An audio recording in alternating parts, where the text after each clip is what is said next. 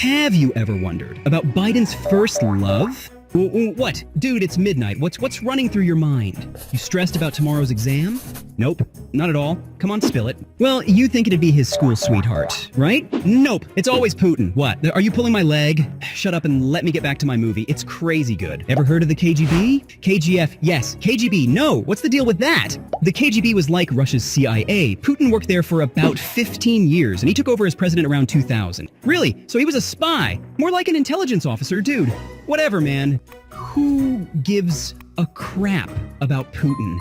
I don't like him. He's a bloody dictator obsessed with war. Yeah, Ukraine and Syria too. It's like his favorite snack with extra honey. Remember when America landed on the moon and showed Neil Armstrong's footprint? Russia was all skeptical, like we just faked it. What's with them launching 167 satellites into space? Planning a sleepover on Mars with their feline friends? Oh, come on. He's not that bad. He's deeply patriotic and nationalistic, like with the Crimea annexation. Everyone knows about that. That's called holding power, my friend. Such a badass dictator. Seems you have a soft spot for that odd duck. What about his sexist remarks to an American reporter? Oh, come on. He's a man. So what if he said something a bit racy? A man who handles global politics with controversy. So what if he drops a few remarks? If you dislike a country, how would you react? I'd wear underwear with their flag on it. And how does that impact the country? It doesn't, but it makes me feel good. Exactly. Putin did everything to stabilize Russia out of deep patriotism. Under his leadership since 2000, Russia's GDP grew, inflation dropped, and foreign investment increased. But what about opposition suppression? If you love your country, would you kill people like he did? Would you kill a cockroach in your house? Definitely. He did the same. Seriously? Comparing people to cockroaches? He suppressed leaders, journalists, and activists who threatened his power. He becomes a dictator sometimes, but he does it to keep Russia stable globally. True, but every time he's in the media, he's showcasing his power, swimming, horseback riding, judo, etc. His childhood was tough. He grew up in a communal apartment post-World War II. That's why he's hard on the outside. Is he a coconut? Hard outside, soft inside? Let me share some weird facts about Putin. He's a black belt in judo, an animal lover with a Bulgarian shepherd named Buffy, and he plays the piano. He even published a book on wildlife and landscapes. He's also a motorcycle fan and has taken deep sea dives. He's intelligent and secretive, no doubt, but why isn't he tackling corruption? Wealth circulates among the elite like a teacher favoring certain students. And what about the environment? He's not addressing pollution and its causes. Everyone knows Putin is dangerous. Even meme makers are scared to joke about him, but he's not all bad. A person who completes a third term as president can't be expected to be just nice and humble. He's secretive, intelligent, and a game changer. There's always a dark side to everyone. As for Russia, he's been good. Oh, please. You're making me anxious with your constant defense of him. Did he appoint you to speak in his favor?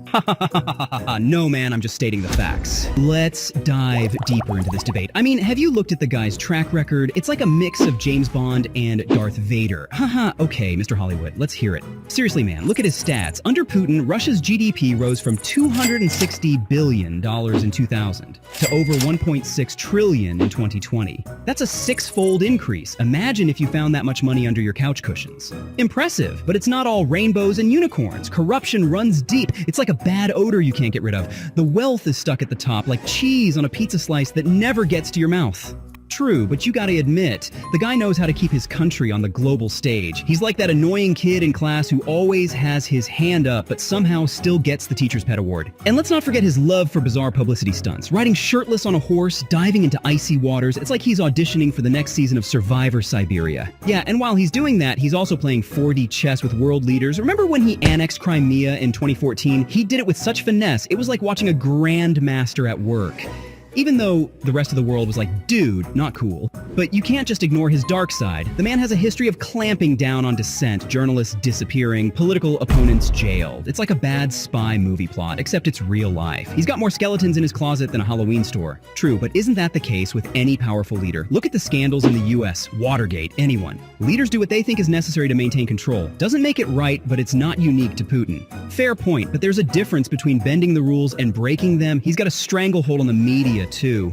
It's like North Korea light. You can't flip a channel without seeing his face. It's like he's binge watching himself. All right, let's switch gears. What about his personal life? The man's an enigma wrapped in a mystery inside a conundrum. He's got a black belt in judo and loves animals. Dude's got a soft spot for dogs and has a Bulgarian shepherd named Buffy. He's like the John Wick of geopolitics. Mess with his country and you're in for a world of hurt.